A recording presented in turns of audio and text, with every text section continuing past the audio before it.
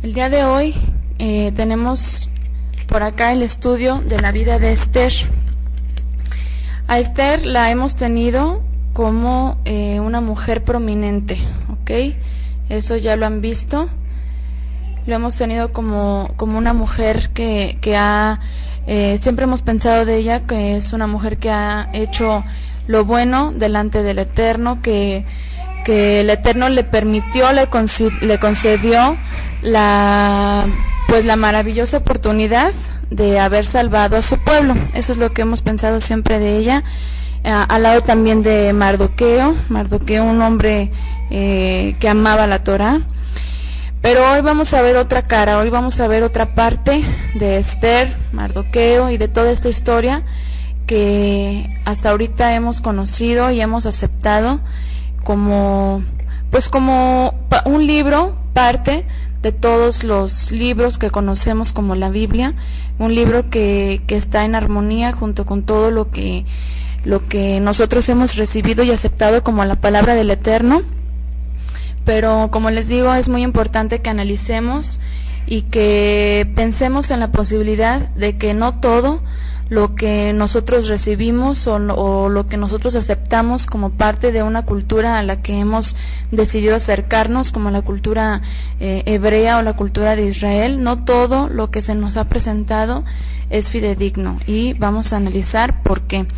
Primeramente quiero comentarles que hace más de un año y 4 meses aproximadamente, comenzamos con nuestra serie de estudios de las mujeres de la Biblia, donde por supuesto pues hablamos de Esther también.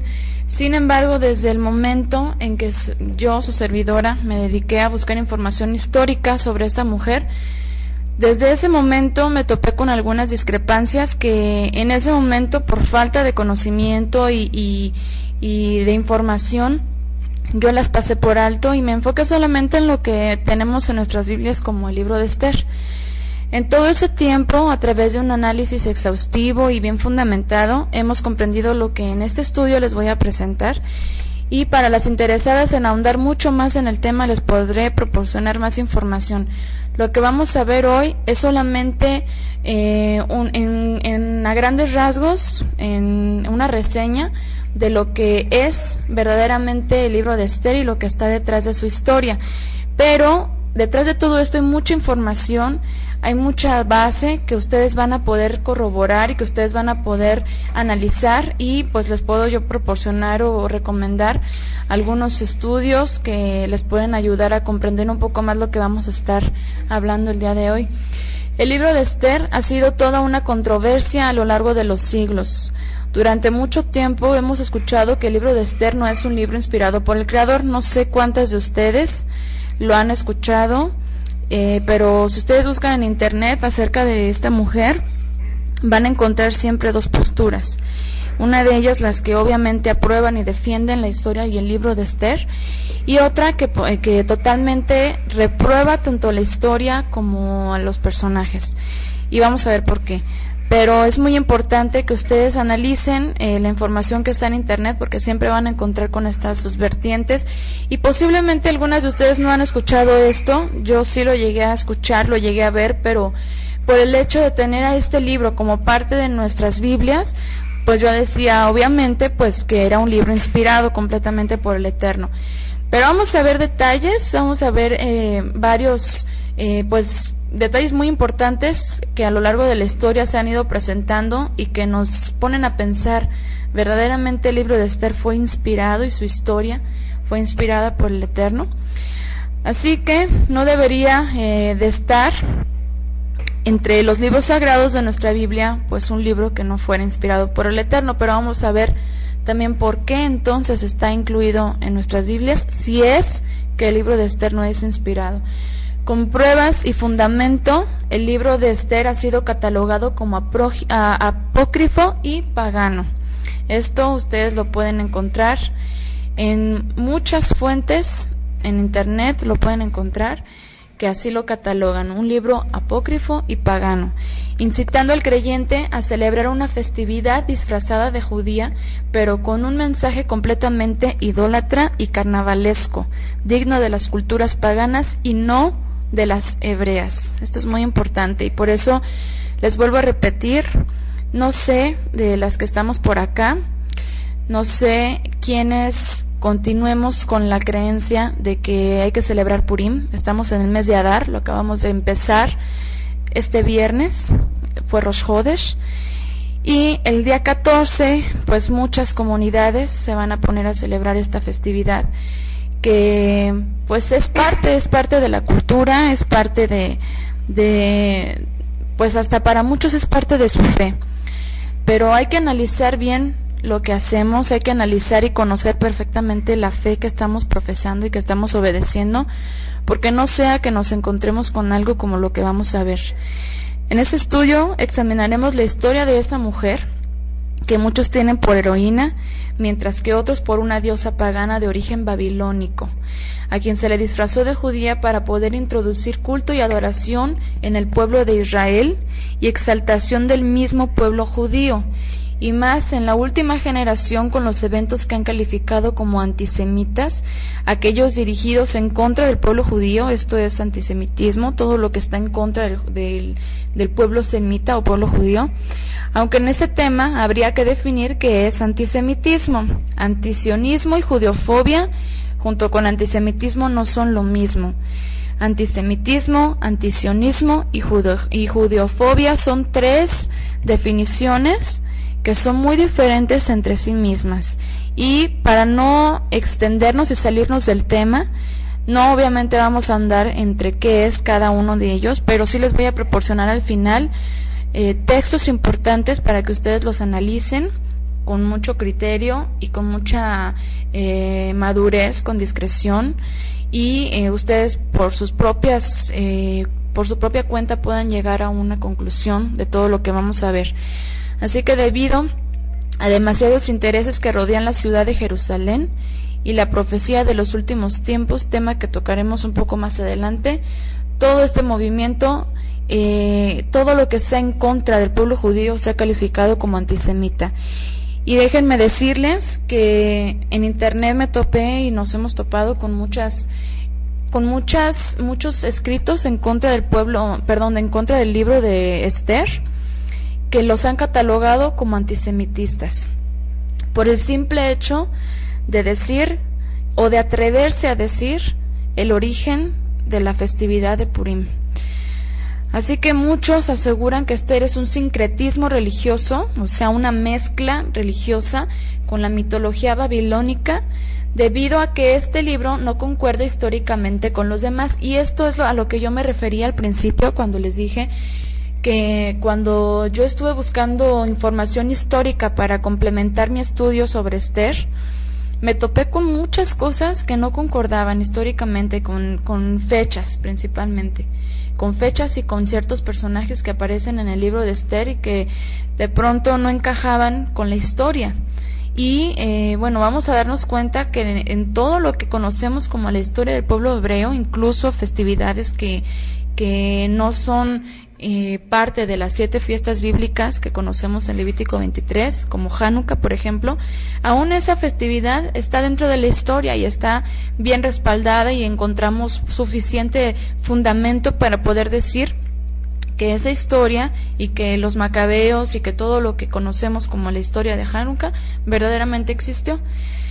Y en el caso de Esther no, en el caso del libro de Esther no. Y además, en los rollos que se encontraron en Qumran, se encontraron todos los rollos del canon hebreo, o sea, lo que conocemos como Antiguo Testamento, excepto el libro de Esther, lo cual indica que no era parte justamente del canon hebreo, sino un libro reprobado por los más celosos judíos de la época de Juan el Bautista.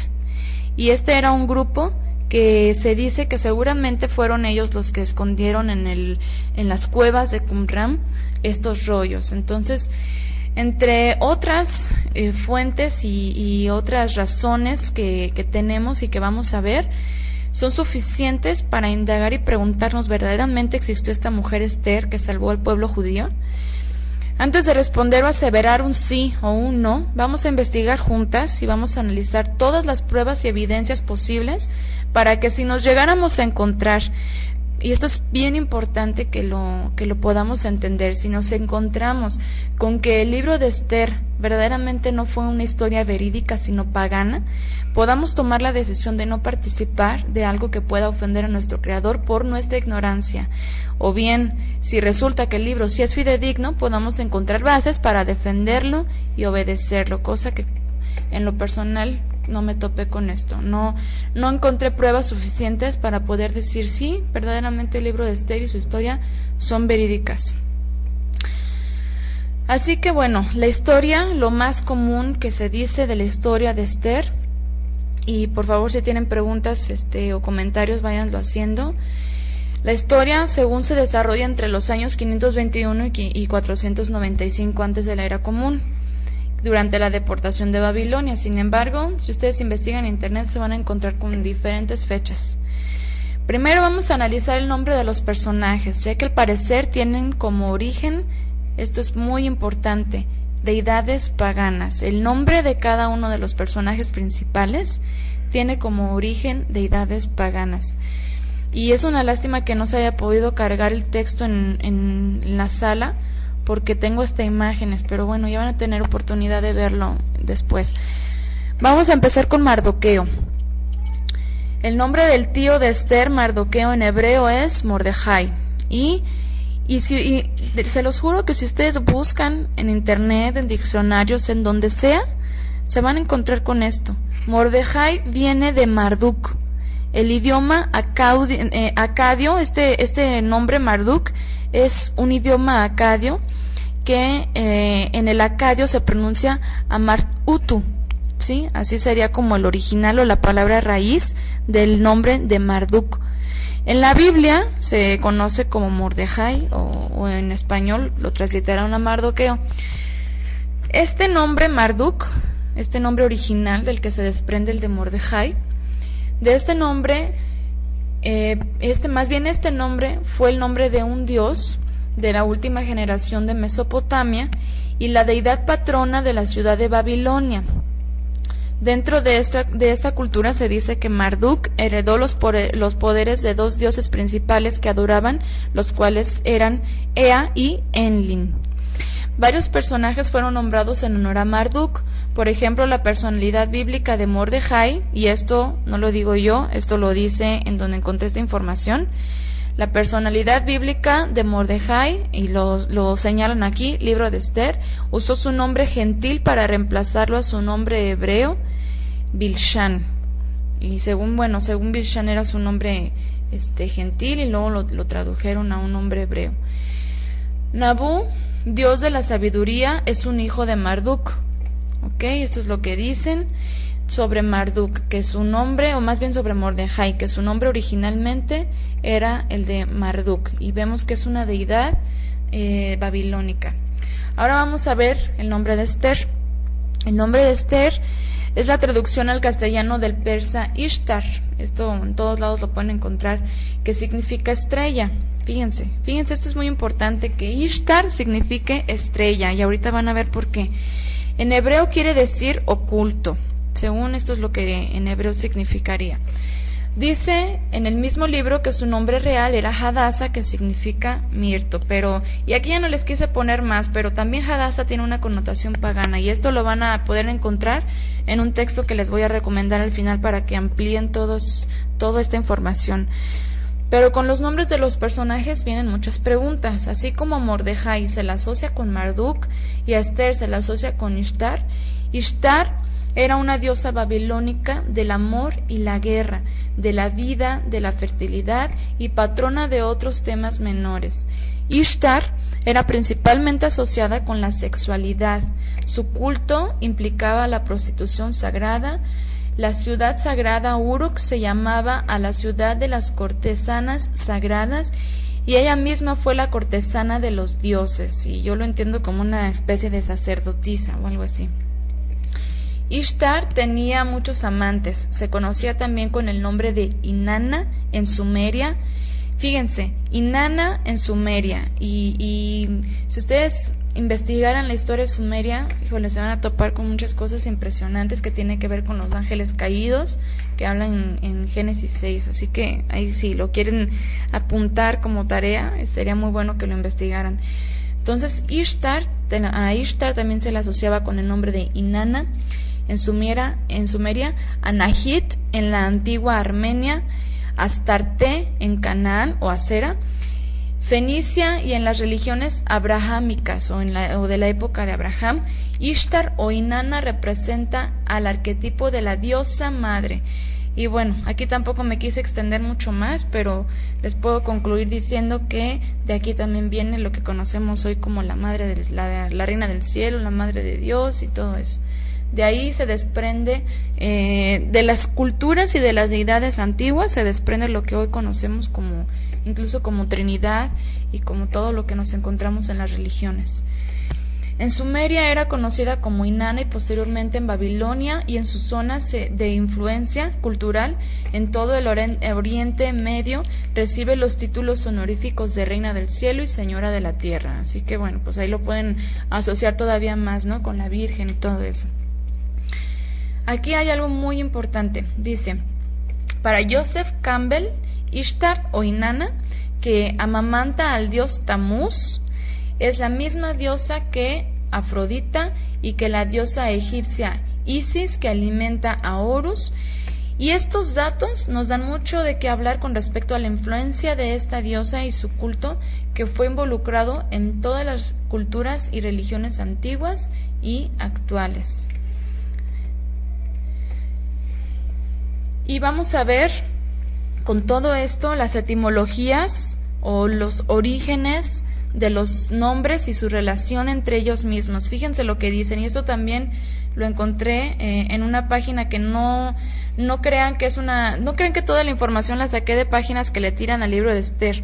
O sea, yo me dediqué a estudiar a las deidades y encontré todo lo que vamos a ver aquí, y fíjense cómo lo relacionan con Esther. Existen otros nombres relacionados aparentemente ligados al término estrella. Así tenemos, o sea, de esto se desprende Astarte del fenicio, Ishtar del babilonio, Itziar del vasco, Esther del hebreo, Tzara del persa y Astarot del hebreo también.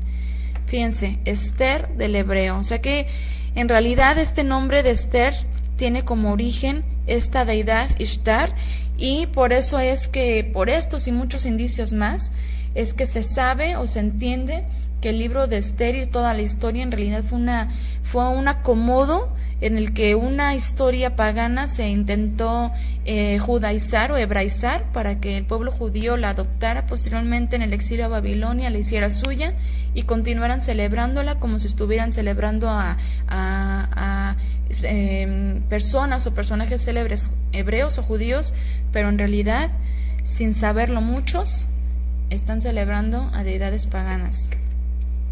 Los nombres Astarte e Ishtar están relacionados con el planeta Venus.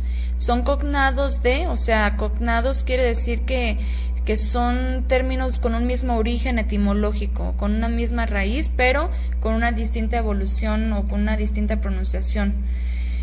Entonces, los nombres Astarte e Ishtar están relacionados con el planeta Venus y tienen que ver o son cognados de el nombre hebreo Esther, el latín estrella, que sería Stella, el español estrella, que es el nombre de Estela también, del germano esterno, el inglés star, que es estrella, el nombre vascuense Itziar, aunque hay quien cree que sería Litzara, pero todos estos nombres están relacionados con lo mismo, Ishtar y Astarte. Y bueno, aquí quisiera que vieran unas imágenes, no se va a poder, las van a ver después, pero la estrella de 8 picos, o no sé si han visto también dos cuadros puestos uno encima del otro y forman 8 picos también. Estas figuras, estrellas de 8 puntas, es el símbolo de Inanna o Ishtar. Y en la otra figura que les digo, en los dos cuadros encimados, que también es una estrella de 8 puntas, representa a Eva, y esto se usa o lo entienden en la escuela de misterios, en la escuela de misterios del judaísmo cabalístico, o sea, en el Zohar. En el Zohar se habla que esta estrella de 8 picos o estos 2 cuadros encontrados representan a Eva. Y bueno, pues lamentablemente también en otros aspectos místicos del judaísmo, al final de cuentas, aunque se dice que se está hablando de Eva, pero en realidad está hablándose de estas deidades que hemos estado mencionando, que siguen estando al final de cuentas disfrazadas nada más de mujeres hebreas, pero que en realidad su trasfondo es otro completamente. El culto primaveral a Astarte, un culto a la fertilidad llamado Easter, así literalmente, casi Esther, pero es Easter, es un culto muy común entre los pueblos vecinos de Israel, que pronto llegó a popularizarse también, según parece, entre los israelitas. Y bueno, aquí van a encontrar varios textos en los que podemos darnos cuenta en la escritura que el pueblo de Israel siempre estuvo luchando continuamente con estas deidades, principalmente con esta Astarte, de las que se desprende al final de cuentas todo lo que hemos hablado, Inanna, Ishtar, Esther. Y el pueblo hebreo fue contaminado mucho con estas deidades paganas. Lo pueden ver en Jueces 2.13, 3.7, 1 Samuel 7.3, 4, y bueno, hay más textos. Y así se luchó continuamente contra esta forma de idolatría. Aquellos fueron tiempos de sincretismo religioso que han dejado huella, así como en el cristianismo ocurrió, y hoy día es una mezcla de la fe en el Mesías de Israel y cultos grecorromanos. O sea que en el cristianismo esto es lo que también se ha hecho. No es nada más del judaísmo, ni no es nada más del catolicismo, ni del cristianismo evangélico. Al final de cuentas, en las culturas, en las religiones, también vemos sincretismos, así como el catolicismo intenta mezclar personajes bíblicos con deidades paganas, como a Yeshua o a Jesús. Al Jesús griego se le tiene como hijo de Dios, o más bien como Dios mismo. Así también en Egipto podemos encontrar a Tamuz como el hijo de Dios, o como a la Trinidad, que ahí vemos también a la Trinidad en el pueblo egipcio, y al final de cuentas pues se vino a mezclar también con la cultura griega, en donde se adoraron también otros dioses. Y bueno, es toda una mezcolanza horrible de paganidades, de personajes que contaminaron también al pueblo de Israel. Ok, Loidi dice, en la Biblia católica dice que era el año nuevo que celebraban los persas. Tú hablas de la historia de Esther, cuando dice que estaban cuando dice que estaban en fiesta el rey, ¿o a qué te refieres? Si quieres nos lo explicas un poquito más. En Purim, o sea que estaban celebrando el año nuevo de los persas y no la celebración de Purim que se instituyó. Eso es lo que dice la Biblia católica. Y bueno, sí lo creo, porque al final de cuentas es pues sí, es una mezcla, es lo que les digo.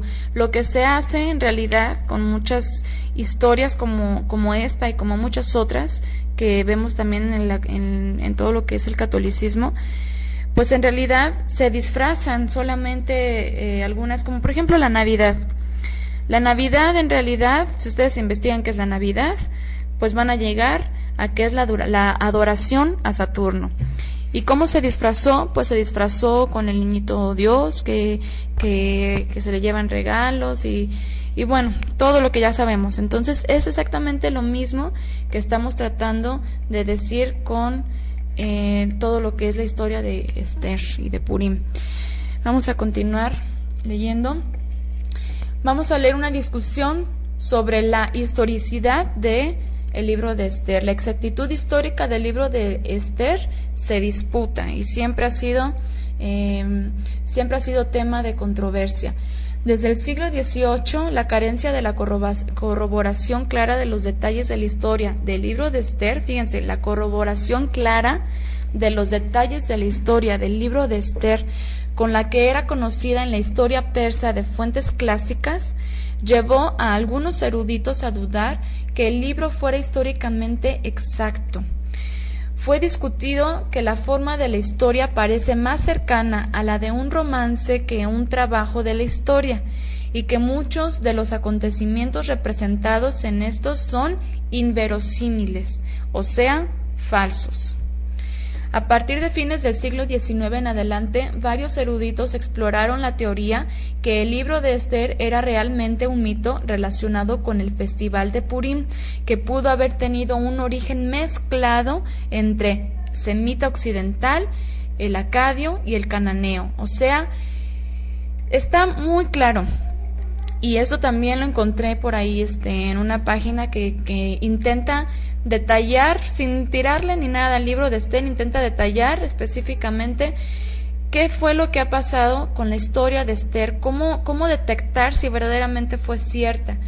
Y las conclusiones a las que llegan todas las personas que estudian esto a fondo y de manera seria, se encuentran con esto. Y es lo que hemos venido leyendo, que en realidad la historia de Esther es una mezcla, es un sincretismo entre la cultura semita o hebrea, entre la cultura acadia y entre la cananea. Entonces, y ya examinamos algunas de las deidades. Y ahora vamos a ver a Basti, porque Basti también está relacionada con una deidad elamita, que se llama Mashti. Cuando tratamos de hablar de los elamitas, no hablamos de una única cultura o civilización, sino de diferentes dinastías y épocas que, aunque todas ellas en un momento geográfico común, si bien dividido en zonas, de ahí el título de mundo elamita. Su ubicación geográfica está situada a grosso modo en lo que hoy en día conocemos como Irán. Elam estaba dividido en distintas regiones, como sabemos por la documentación elamita y mesopotámica, aunque esto no quiere decir que se tratase de divisiones administrativas. No sabemos si estaban unidas en un mismo estado o no. Los pueblos vecinos, y esto es muy importante, con los que se relacionaban los elamitas eran los mesopotámicos, sumerios, acadios, asirios y babilonios. Y bueno, de aquí también la misma mezcla. Estas culturas se han mezclado entre sí a tal grado de que al final de cuentas se mezclaron también con la cultura hebrea.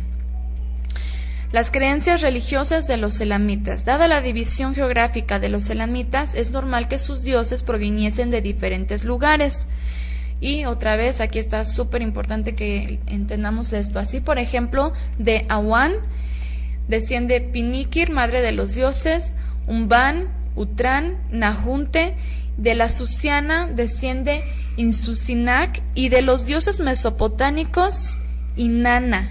Hablamos de Inanna, que es la misma Ishtar, que es la misma Esther, que es la misma Astarte. También Ea, del que hablamos, uno de los dioses principales de los babilonios, Sin, Adad y Ansan. Y bueno, aquí dice más, hay más dioses que descienden de toda esta cultura y que se mezclaron. Y al final tenemos a Mashti, madre de los dioses. Y fíjense, también madre de los dioses. O sea que la adoración, el culto y todo de las diferentes deidades, de las diferentes culturas, siempre ha estado enfocado a lo mismo. Han sido, en realidad, podemos definir esto de que han sido siempre las mismas deidades, pero al paso de la cultura y de los años, del tiempo, de las épocas, se han convertido en otros nombres, simplemente han mutado sus nombres, pero el origen, lo que está detrás, es exactamente lo mismo. Se sabe que los relatos de las vidas de estos personajes son idénticas a las vidas de los dioses Ishtar, Marduk, Hamán y Mashti, que corresponden a la mitología babilónica, persa y elamita, y que fueron conocidos muchos miles de años antes de que se desarrollara la historia del libro de Esther. Estos y muchos otros descubrimientos de deidades antiguas son corroboradas y ampliamente detalladas en las traducciones de los relatos sumerios por el doctor Zeharia Sitchin. Y se los voy a escribir acá en el chat, porque me gustaría mucho que, si ustedes lo desean, puedan investigar acerca de este hombre, Zeharia Sitchin. Él escribió un libro, y pueden copiarlo y pegarlo. Él escribió un libro que narra exactamente y detalladamente toda la historia sumeria. Y ahí nos hemos dado cuenta en ese libro que ahí está el origen de todo lo que conocemos hoy como culturas paganas, o de todas las deidades de las que se tienen conocimiento. Ahí está el origen. Y el origen del origen, o el origen de esas deidades sumerias, en realidad son los ángeles caídos. Entonces imagínense el trasfondo, imagínense y piensen en la importancia que tiene que conozcamos bien lo que hacemos, lo que creemos, lo que continuamente promovemos, porque podemos toparnos con estas cosas. Zecharia Sitchin se dedicó a interpretar la importancia de los dioses y las culturas de la época sumeria, tanto anterior como posterior. Lamentablemente, en la historia de nuestro pueblo Israel se ha detectado varios casos en los que el pueblo adoptó tradiciones paganas y las injertó en su cultura a través de los exilios a los que se vio expuesto. Y por mencionar algún ejemplo, si gustan, si pueden, si tienen sus Biblias o solo escuchen, vamos a 1 de Samuel capítulo 5. Este solamente es un pequeñísimo ejemplo que puede sonar insignificante, pero muy muy claro ejemplo para entender cómo es que se han infiltrado y cómo es que se han transmitido estas diferentes celebraciones, culturas, creencias, lo que sea, en culturas, o tanto en la cultura hebrea como en todas, y que en realidad tienen un origen oculto o un origen pagano. Entonces, en 1 Samuel 5:1 dice: cuando los filisteos tomaron el arca del Eterno, la llevaron desde Ebenezer a Asdod. Entonces colocaron el arca del Eterno en el templo de Dagón y la pusieron junto a Dagón. Al día siguiente, cuando se levantaron los de Asdod, vieron a Dagón postrado en tierra ante el arca del Eterno. Levantaron a Dagón y lo volvieron a su lugar. Cuando se levantaron a la mañana siguiente, vieron a Dagón caído en tierra ante el arca del Eterno, y la cabeza de Dagón y sus 2 manos cortadas y sobre el umbral. Solo le quedaba el tronco a Dagón. Fíjense, por esta causa, los sacerdotes de Dagón y los que entran en su templo no pisan el umbral de Dagón en Asdod hasta hoy. Esta costumbre de no pisar, de brincar el umbral donde cayó Dagón postrado, se fue transmitiendo de generación en generación, de tal manera que en algún momento de la historia el pueblo de Israel lo adoptó, sin saber por qué lo hacían. Por su ignorancia, saltaban cada vez que pasaban por el lugar donde Dagón había caído postrado. Y es por eso que más adelante vemos en Sofonías 1:9 que dice: también castigaré en ese día a todos los que saltan los umbrales, los que llenan de robo y engaño la casa de sus dioses. Esta pequeña tradición de brincar un pedazo de tierra, los hebreos no la conocían. No sabían exactamente por qué lo hacían, pero lo hacían. Y pues era una costumbre, era una tradición. Pero imagínense el origen pues era como honrar a Dagón. Y así como esto, han pasado muchas otras cosas en el pueblo de Israel y en nuestras propias vidas, en que por tradición, por pura cultura, pues nos hemos visto en la adoración a otros dioses, como les mencioné el caso de la Navidad, o cualquier otra cosa, en Año Nuevo, lo que sea, sin saber verdaderamente el trasfondo que tienen estas celebraciones. Para que la historia no se vuelva a repetir y continuemos haciendo cosas por costumbres que no conocemos sus orígenes, es mejor que investiguemos el trasfondo y lo analicemos. Si las evidencias del libro y la historia de Esther apuntan más a algo pagano que verdadero, es mejor que consideremos la celebración de dicha fiesta, la cual en realidad no edifica, ya que la festividad de Purim, que en realidad es carnavalesca, tiene una regla que da a pensar. Esta regla te pone a pensar, y esto está escrito en el Talmud. La costumbre en Purim es embriagarse de tal manera que ya no se pueda distinguir entre el nombre de Amán y entre el nombre de Mardoqueo. En pocas palabras, yo diría que emborracharse hasta no distinguir entre lo santo y lo profano. Y esto es algo... Y otra vez, qué lástima que no puedan ver las imágenes, porque les puse aquí 2 que se ven tanto un hombre del ejército como 2 hombres que se supone que son observantes de la Torah, que están completamente ebrios, así, al grado de estarse cayendo. Y esto esto es algo que nos pone a pensar mucho, porque las fiestas que no son instituidas por el Creador, pero que tienen santidad o que tienen coherencia, pues también están registradas incluso en la Biblia y en la historia, como hablamos de la celebración de Hanukkah, que la conocemos como la fiesta de la dedicación, la cual el mismo Mesías Yeshua la celebró, y que además de que ocurrió históricamente y tenemos registros contundentes para poderlo probar, tiene un profundo mensaje. Y fíjense, el mensaje que tiene Hanukkah es de separar lo santo de lo profano. Recuerdan ustedes el aceite virgen que se pudo encontrar para poder prender la menorá, y que duró 8 días, por eso celebramos esa fiesta 8 días, y mientras que el otro aceite que había, y todo lo demás que había de aceite virgen, había sido contaminado con aceite falso. Esto nos habla de cómo nosotros tenemos que hacer la distinción y la separación de lo santo y de lo profano. Sin embargo, en Purim, pues esto no ocurre, y lejos de eso, pues en realidad lo que hacen es precisamente mezclar lo santo con lo profano. ¿Cómo es posible que nosotras, al momento de celebrar la historia de la fiesta de Purim, pues digamos, bueno, pues es Purim, así que hay que entrarle, y es una vez al año, o no sé qué podríamos decir para celebrar esta fiesta? Y yo creo que durante el tiempo que fueron aproximadamente 4 o 5 años en que tuvimos conocimiento de la fiesta de Purim, y que la celebrábamos con alegría y con emoción, y más al principio, porque estábamos haciendo algo que pues era del pueblo hebreo, y estábamos muy emocionados.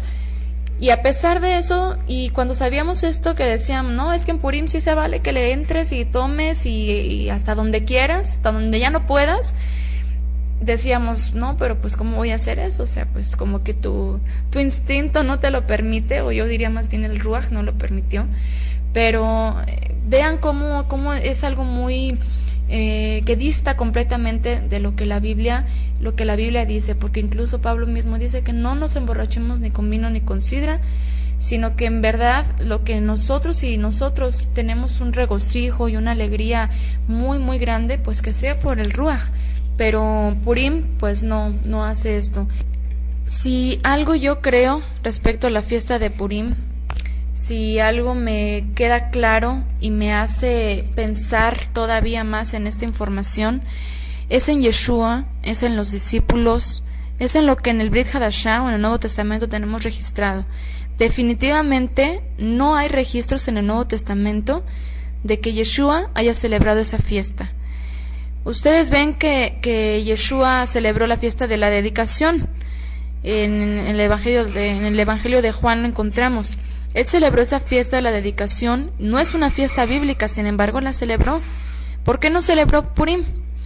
¿Por qué no lo habló de ello Pablo? ¿Por qué no dijo nada Pedro? ¿Por qué nadie dijo nada en el Nuevo Testamento acerca de Purim? ¿Por qué nadie mencionó a Esther?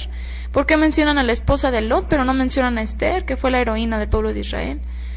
O sea, yo creo que eso es algo que pues es obvio, ¿no? O sea, no tiene cabida, porque no es algo que sea parte de la cultura.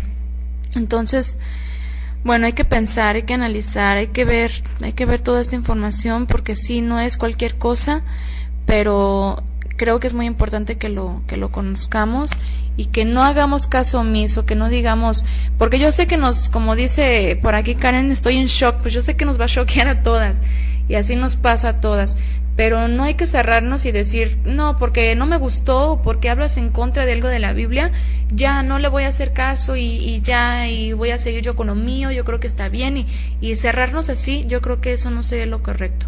Yo creo que lo correcto sería verificar toda esta información, y después de eso, entonces ya, ahora sí, como les dije, dar un veredicto. La fiesta de Purim además no coincide ni con la Biblia ni con la historia. Y encima de todo eso, los nombres que se usan y las costumbres de su celebración tienen estrecha relación con costumbres y deidades paganas. Miriam dice, es una fiesta en que hasta muchos laicos celebran por lo mismo. Sí, o sea, ya quieren que lleguen Purim precisamente pues para entrar a todo lo que les gusta a muchos, ¿no? Y pues bueno, es una pena que que por mucho tiempo hayamos creído eso sin investigar un poco más allá, pero bueno, pues por la ignorancia y por el corazón que teníamos de entrar a todo lo que tiene que ver con Israel, pues lo hacíamos. Pero ahora que ya tuvimos la oportunidad y que gracias al Eterno conocimos todo esto, todo lo que está detrás de la fiesta de Purim, y si ya lo entendemos, pues entonces hay que compartirlo. Y miren que les juro que jamás planeé que esta clase fuera en este día. Y ahorita lo estoy recordando y digo, ¿cómo es posible que todo se haya acomodado tan así? Acabamos de empezar el mes de Adar. Están muchas personas próximas a celebrar la fiesta de Purim, y justo días previos a eso tenemos la oportunidad de compartir este mensaje. Y verdaderamente espero que muchas personas y muchas mujeres que vayan a escuchar este audio antes de esa fiesta, pues esperemos en el Eterno que decidan no celebrarla, porque verdaderamente es algo que te pone a pensar, y si tienes un temor reverente delante del Eterno, te detiene y dices, ¿sabes qué? Primero voy a investigar si lo que están diciendo aquí es cierto, y cuando logre comprobar lo contrario, entonces digo, bueno, voy a seguir celebrando Purim. Pero mientras no compruebes lo contrario, pues lo mejor es que, como decíamos nosotros antes, y hace un año así se lo dijimos a la congregación en Mérida, les dijimos, miren, pues no estamos muy seguros de que el libro de Esther sea verdaderamente inspirado. Tenemos varias pruebas en que dicen que no, en que no se encontraron en los rollos del Mar Muerto, su trasfondo pagano, pero no nos consta, y como no nos consta, bueno, pues mejor no la vamos a celebrar. Pero ahora les puedo decir, me consta, y les puedo alertar a no celebrarla. Entonces, que esto pueda llegar a muchas más personas que en unos días están a punto de celebrar esta festividad carnavalesca y pagana.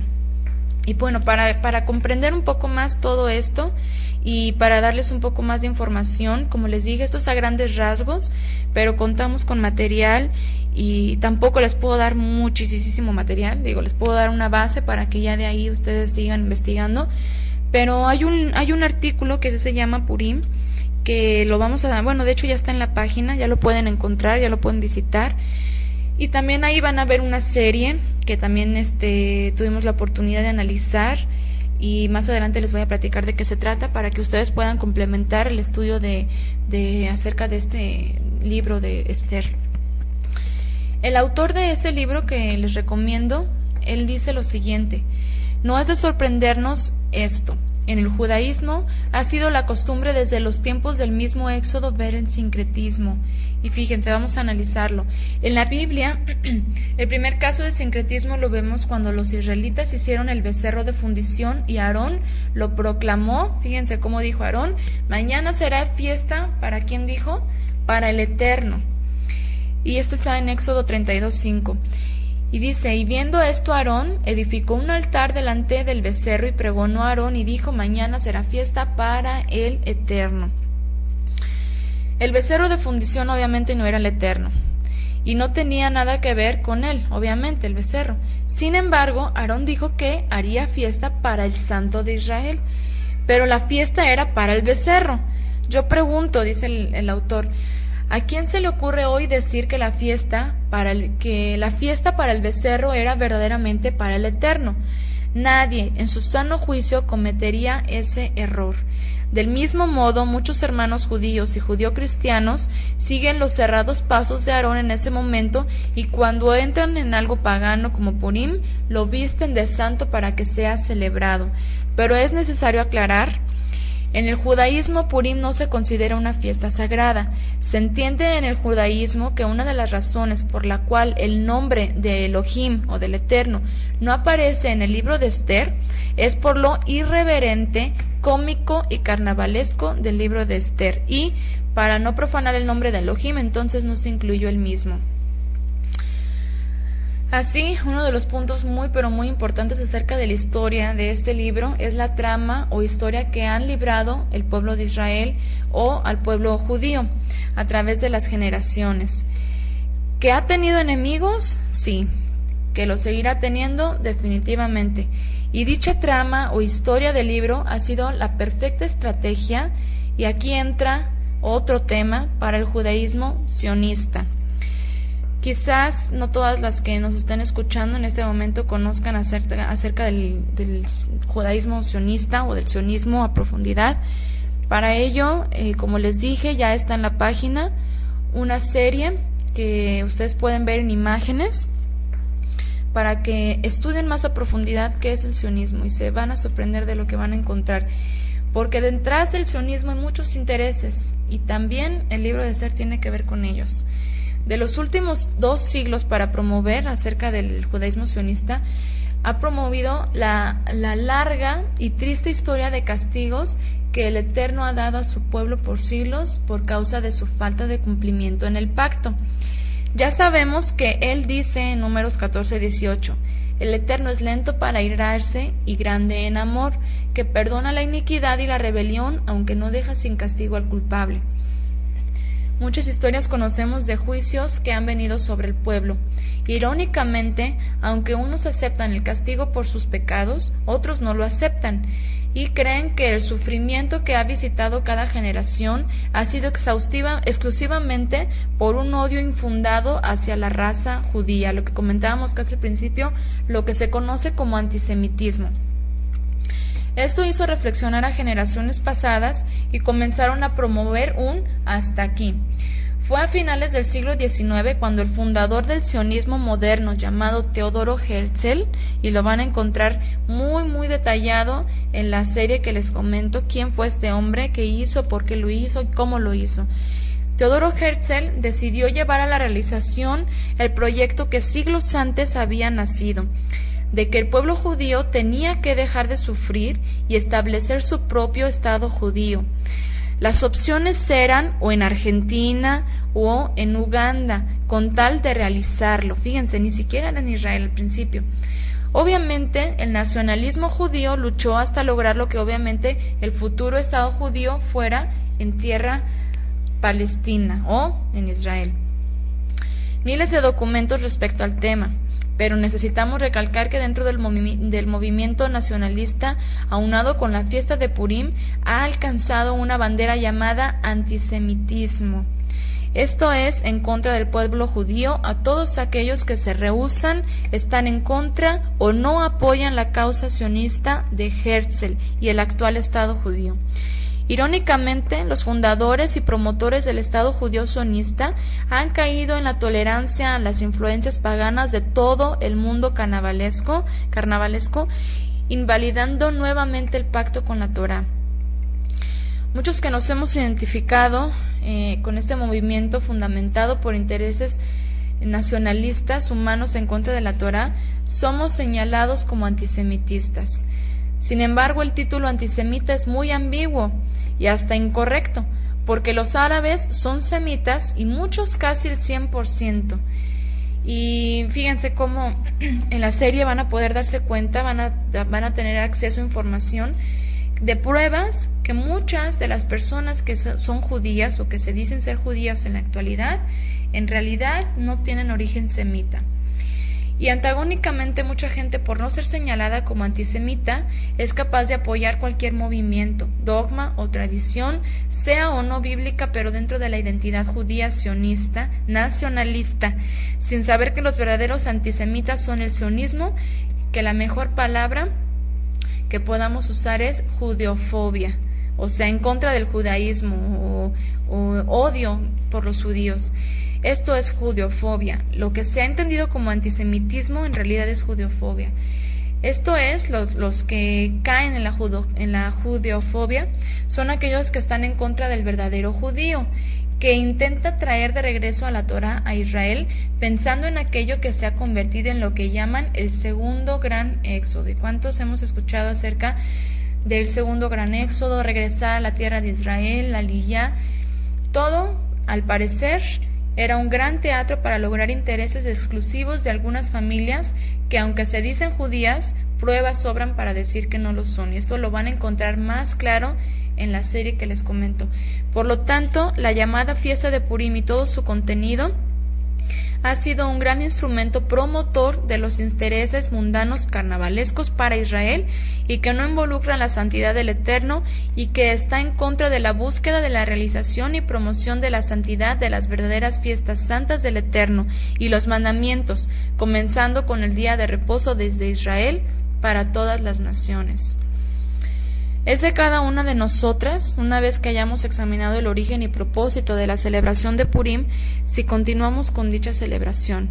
Cuando comenzamos en busca del conocimiento de la Escritura, en el caminar, vamos conociendo diferentes sectores de entendimientos de la Biblia, o pasamos por diferentes grupos. Y yo creo que cada una de nosotras podemos contar alguna parte de nuestra historia, en la que, por ejemplo, nosotros en nuestra búsqueda, en nuestro deseo de conocer más de la Biblia, dimos con una comunidad judio-mesiánica en la que aprendimos muchas cosas, pero también con ello te involucras y adoptas de una manera completamente instantánea muchos símbolos como la estrella de David, que no se llama estrella de David en realidad, también es otra manera errónea de llamarla. O nos topamos con costumbres como las fiestas bíblicas, que pues por supuesto eso es algo que se celebra, pero también nos encontramos con fiestas que no son bíblicas, y ahí es donde tenemos que analizar su origen, su propósito. Ya vimos que Hanukkah es una fiesta completamente respaldada por la historia. En el caso de Purim no podemos decir lo mismo. También nos encontramos con el folclore, como la música, la cultura hebrea, la comida, y tenemos un hambre y una sed de entrar y hacer todo lo que hace el judío, ¿no? Y entre muchas otras cosas más. Sin embargo, es nuestra responsabilidad analizar cada aspecto que se maneja tanto en el judaísmo tradicional o místico como en el judaísmo mesiánico, que muchas veces por la emoción o la nostalgia de retornar a la fe original aceptamos algunas cosas como la fiesta de Purim con un origen dudoso. Así que es muy importante que analicemos detalladamente tanto lo que venimos haciendo como lo que les estoy diciendo ahorita, que lo corroboren y que ustedes mismas saquen sus conclusiones. Por mi parte, con toda la información que les presenté, puedo concluir con lo siguiente: no vamos a examinar a una mujer que simplemente no existió. Así que, como les dije, para esto tenemos más información. Ya está en la página, ya la pueden encontrar en la página web. Cuando ustedes abran el estudio de Esther en las mujeres prominentes, ahí van a encontrar los links referentes a lo que les he estado comentando para que amplíen mucho más lo que ya hablamos. ¿Hay alguna pregunta o algún comentario que quieran hacer? Bueno, lo que pasa es que la estrella de David, Rosy, te recomiendo mucho que veas, por favor, esa serie. Después de que la veas podemos platicar más. Por ahora te puedo decir que la estrella de David no es bíblica, es una estrella que en realidad, no es una estrella, es un hexagrama, para llamarlo de la manera más correcta. Es un símbolo místico que se ha usado durante mucha parte de la historia, que obviamente se infiltró en el judaísmo y que se ha usado por magos, ¿sí? Entonces, si tú analizas el origen de la estrella de David, te aseguro que no creo que quieras seguirla usando, pero para eso es mejor que investigues primero, ve la serie que te recomiendo, analícenla, son imágenes con texto y con la información suficiente para que la puedan analizar, y cuando la vean, en base a la información que se presenta, pues pueden investigar más. La serie, si gustan ir de una vez para que si hay alguna duda lo veamos, la serie está en la página web del lado femenino de la Biblia, ¿ok? Cuando ustedes entran al lado femenino de la Biblia, entran a serie, el lado femenino de la Biblia, y después entran a mujeres prominentes, que es donde está el libro de Esther, el estudio de Esther, y entran a Esther. Ahí en Esther se van a encontrar con todo lo que hemos estado leyendo, van a ver las imágenes, van a ver links que las van a llevar al libro que les comenté de Purim, lo van a ver en azul, le dan clic y ahí les va a llevar al libro que habla acerca de la festividad de Purim con mucho más detalle, y al final tiene una nota en rojo que dice: para más detalles de este tema visita el link donde encontrarás información de algunos aspectos que influyeron en el sincretismo religioso judío babilónico. Ahí le dan clic y les va a llevar a la serie que les comento, ¿sale? Y bueno, algo más que quieran comentar. Yo sé que para algunas que escuchen esto, no sé quiénes, pero o alguien que escuche esto por la grabación, puede ser una información bastante grotesca. Les puedo decir que cuando nosotros lo supimos y lo recibimos, lo fue. No hicimos caso a la primera, así de, ay, sí, lo creímos luego, la verdad, no. Nos tomó meses de análisis, de preguntas, de dudas, de un sentimiento que decíamos, es que no quiero hacer algo que le vaya a ofender al Eterno. Y en la búsqueda y obviamente en la oración y todo lo que el Eterno nos puso en el camino, pues nos dimos cuenta de lo que les acabo de presentar. Así que, como les dije, es responsabilidad de cada una de nosotras verificar toda esa información. ¿Algo más que quieran comentar? Rosy, sé que ya diste la serie y no la anoté, ¿me la puedes dar, por favor? Ahí vas a encontrar el texto que estuvimos leyendo, las imágenes, y al final en rojo vas a ver el link para que puedas ir a la serie que les comento, donde habla acerca del sionismo, habla acerca de todos aspectos místicos que pues sin querer hemos adoptado como parte de nuestra fe. Habla acerca de Metatrón, habla acerca de muchísimos temas muy importantes que debemos analizar, que en el judaísmo nos vamos a encontrar con algunas cosas que tenemos que discernir, que tenemos que hacer la separación, porque pueden tener una implicación muy fuerte en nuestra fe en Yeshua o en nuestra fe en la Torah. Entonces, no todo lo que vamos a encontrar es algo fidedigno que podamos aceptar a la primera. Todo lo que recibamos, por eso Pablo fue muy claro, lo dijo, examínenlo todo, y es muy bueno preguntar, es muy bueno cuestionarse las cosas, porque solamente así es como vamos a llegar a la verdad. Ok, pues gracias a todas por su participación, por su presencia. Si quieren hacer más preguntas o comentarios, adelante. Mientras tanto, les digo que la próxima semana, con la ayuda del Eterno, vamos a ver la vida de María, la madre de Yeshua. Así que la próxima semana concluimos con nuestra primera parte de la serie El lado femenino de la Biblia, que son las mujeres prominentes. Para después, dentro de 2 semanas, comenzar nuestra segunda sección de la serie, que son las mujeres reprobables. Esto va a estar muy, muy bueno, muy interesante para que lo analicemos juntas, ¿sale? Así que las esperamos la próxima semana con el estudio de María, la madre de Yeshua, ¿sale? A ver, dice Rosy, la verdad no sé qué es el Purim, es la primera vez que escucho de este nombre, pero sobre Esther, pues sí creo que debamos estar muy seguros de toda esta información, y estoy segura de que todo lo que hiciste fue mucho, entonces sí es mejor que estemos seguras de lo que vamos a hablar con otras, ¿verdad? Claro. Bueno, el Purim lo vas a ver en el mismo libro de Esther. Ahí en el mismo de Esther, al final, dice que esta fiesta se instituyó, se le puso por nombre Purim, y pues ahí dice que es por las suertes. Así que, bueno, no se promueve mucho en el cristianismo, obviamente, porque pues no se celebra. Y fíjense que me sorprendí muchísimo, porque en YouTube encontré varios videos de pastores que hablan del origen pagano del libro de Esther. Así que dije, no, ya, o sea, pueden decir Violeta como quiera, ¿no? Pues puedo decir, yo soy una ignorante, yo no sé nada y yo me puedo bajar la información que quiera de internet, pero oigan, pastores, o sea, hombres que se dedican a dirigir iglesias, que están diciendo que el libro de Esther, por no haberse encontrado dentro de los rollos del Mar Muerto y por muchas pruebas y evidencias, es un libro pagano.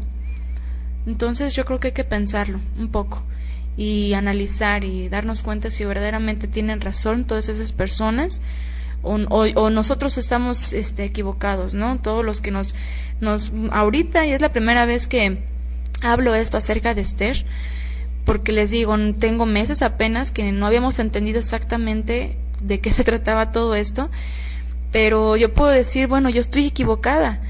Y mi oración siempre desde que nos topamos con esta información pues ha sido que el Eterno nos muestre cuál es su verdad, porque verdaderamente yo creo que tampoco ustedes quieren hacer algo que ofenda al Creador, ¿no? Yo creo que ninguna de nosotras queremos celebrar una festividad que en vez de que pensando en que es para el Eterno le estemos rindiendo culto sin saber a otras deidades. Yo no quiero hacer eso.